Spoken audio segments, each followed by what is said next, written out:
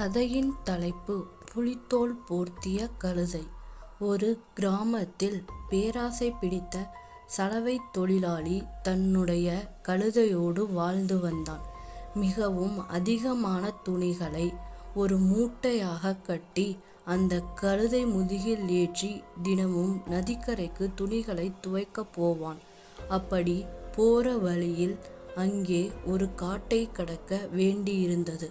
அதனால் தினமும் அந்த சலவை தொழிலாளி இருட்டும் முன்பாக தன்னுடைய துணிகளை எல்லாம் துவைத்து கழுதையின் மேல் ஏற்றி வீட்டிற்கு திரும்ப வருவான்.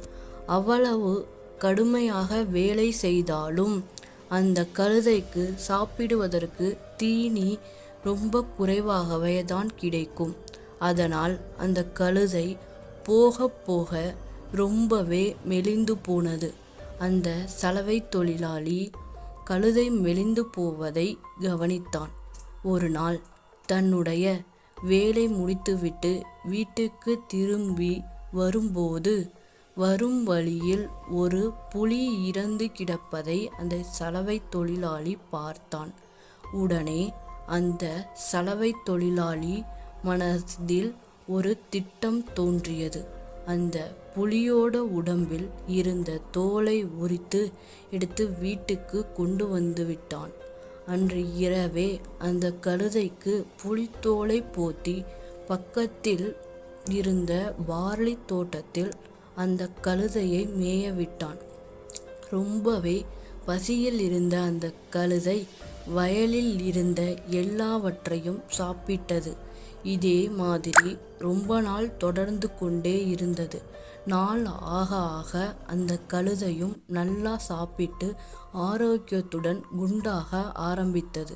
தன்னுடைய திட்டம் வெற்றியானதை நினைத்து அந்த சலவை தொழிலாளி ரொம்பவே சந்தோஷப்பட்டான். ஆனால் ஒரு நாள் அந்த தோட்டத்தில் உள்ள விவசாயி தன்னுடைய தோட்டத்தில் ஒரு புலி வந்து பார்லியை சாப்பிடுவதை பார்த்தார்.